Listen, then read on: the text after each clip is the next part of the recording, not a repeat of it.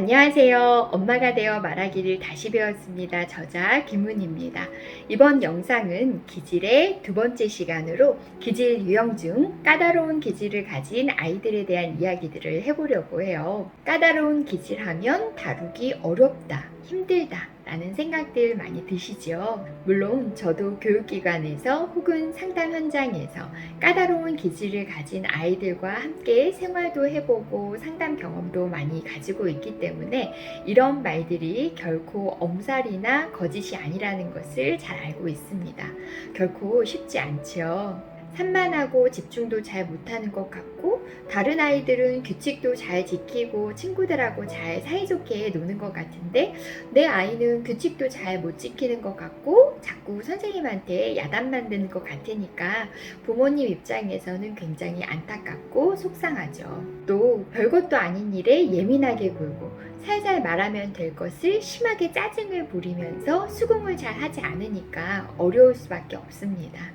하지만 까다로운 기질을 가진 아이들이 이런 단점만 가지고 있는 것은 아니에요. 이번 영상에서는 예민하고 다루기 쉽지 않지만 매력도 정말 많이 가지고 있는 우리 까다로운 기질을 가진 아이들을 키우시는 부모님들께 위로와 희망을 드리고자 이 아이들이 가지고 있는 장점은 무엇이고 이런 장점들이 잘 드러나서 아이의 강점, 재능이 될 수 있도록 키우기 위해서 부모님들이 어떻게 양육을 하시면 좋을지에 관한 양육 팁을 중심으로 소개를 해드리도록 할게요. 양육 팁을 소개해드리기에 앞서 잠시 주의해야 할 점을 먼저 안내를 해드리면요. 아이의 기질을 다룰 때 가장 주의해야 할 부분은 아이의 선천적인 특징을 인정하지 않고 비난하는 것은 금물이라는 거예요. 예를 들어, 넌 도대체 왜 그래? 널 이해할 수가 없어. 너 키우는 게 난 너무 힘들어. 나한테 어떻게 너 같은 애가 나왔는지 모르겠다. 이런 말들은 아이들의 마음속에 깊은 상처가 될 수 있겠죠. 즉, 아이가 어떤 큰 잘못을 했던 간에 아이의 잘잘못을 떠나서 절대 해서는 안 되는 말이죠. 부모를 자신이 골라서 태어날 수 없는 것처럼 아이의 기질 또한 자신이 원해서 혹은 선택해서 태어난 것이 아니라는 거예요. 까다로운 아이도 자신도 사랑받고 싶고 인정받고 싶고 친구들이나 선생님 사이에서 인기도 많고 사이좋게 놀고 싶고 자랑스러운 아들 혹은 딸이 되고 싶은데 마음대로 되지 않는 것이죠. 아직은 미성숙한 아이들이다 보니 잘 모르겠고 경험도 부족하고 조절 능력이 잘 형성되지 않은 거예요. 그런데 부모가 자신을 인격적으로 비난하거나 거부할 경우 아이들은 난 괜히 태어났어. 난 엄마를 힘들게 하는 아이구나. 라며 자존감이 떨어지고 최악의 상황에서는 결국 돌이킬 수 없는 상황까지도 갈 수 있는 것이죠. 제가 지난 영상에서 기질은 선천성이기 때문에 어린 영유아일수록 훨씬 영향을 많이 받는다 라고 말씀드린 것 기억하시죠?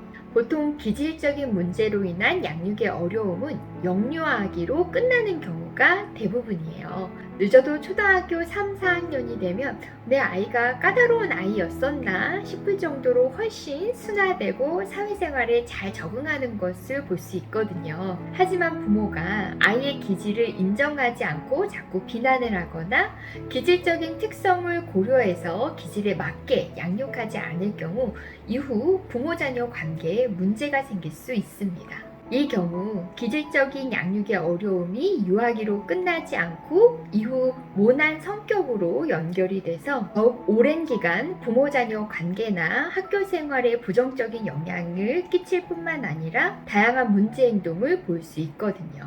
예를 들어 제가 상담했던 사례를 잠시 소개해 드릴게요. 큰아이는 까다로운 기질의 아이였고 동생은 2살 터울의 순한 기질을 가진 아이였어요. 안 그래도 부모는 둘째가 좀 더 어리니까 귀엽고 손이 더 많이 갈 수밖에 없겠죠. 까다로운 첫째 아이의 요구에 지쳐있는 상태였었는데 둘째 아이가 잘 웃고 잘 순응하는 그런 순한 기질의 아이였으니 부모 입장에서는 얼마나 고맙고 더 예쁘겠어요. 그러니 큰아이 입장에서는 까다로운 기질로 인한 부정적인 피드백에 동생에 대한 질투와 또 거기에 부모 자녀 관계까지 나빠진 상황이니까 가족 안에서 자신의 어떤 입지라든지 자신에 대한 시선이 굉장히 곱지 않다라는 것을 느끼게 된 것이죠.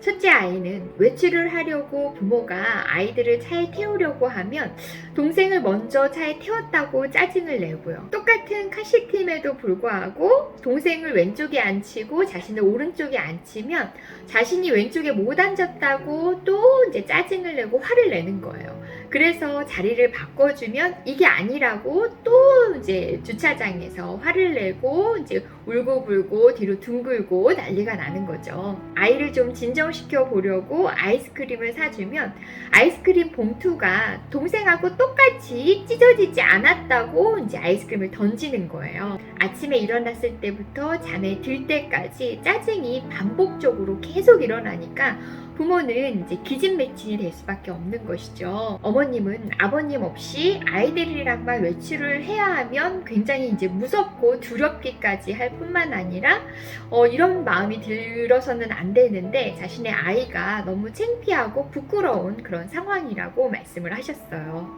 이처럼 까다로운 기질의 아이가 부모 자녀 관계까지 문제가 생길 경우 정말 무슨 말을 해도 전혀 말이 통하지 않을 만큼 힘든 하루하루가 될 수 있습니다. 따라서 이렇게 되지 않기 위해서는 안 그래도 예민한 우리 아이들, 기질적인 특성을 잘 고려해서 기질적인 어려움은 유아기로 끝내고 좋은 관계가 좋은 성격으로 형성될 수 있도록 도움을 줘야 되겠지요.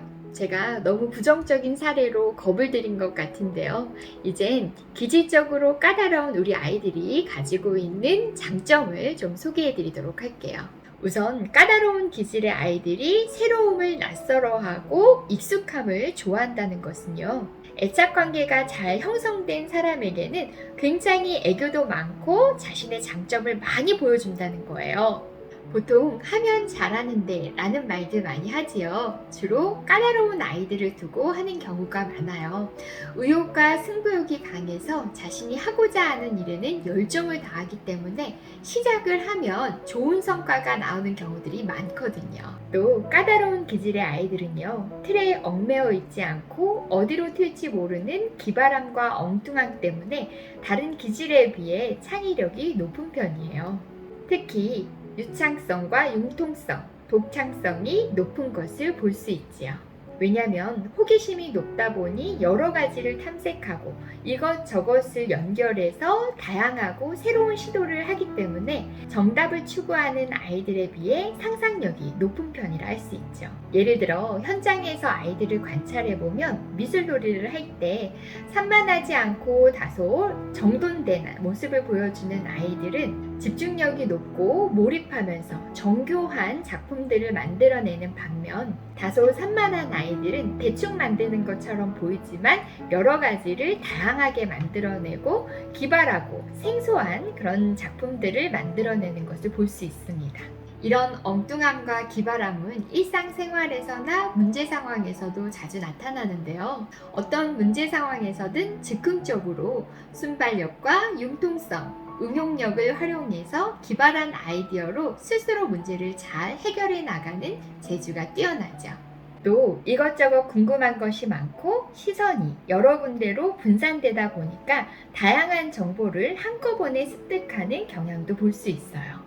예를 들어 아이들과 현장 학습을 다녀온 후 이야기 나누기를 해보면 산만하지 않고 침착한 아이들은 교사가 준비해준 활동이나 교사가 설명해준 이야기들을 잘 기억하는 반면 다소 산만한 아이들은 교사도 보지 못했거나 의도하지 않았던 정보들을 습득해서 기억하는 것을 볼 수 있지요. 이런 창의적인 소양이나 태도는 사실 키워주려고 해도 쉽지 않은 영역이잖아요. 그러니 이런 까다로운 기질의 아이들이 가지고 있는 장점들을 잘 활용하시면 오히려 급변하는 미래 사회에 더 필요하고 더 잘 맞는 미래 인재상이 될 수도 있으니까 너무 걱정하지 않으셔도 되겠지요?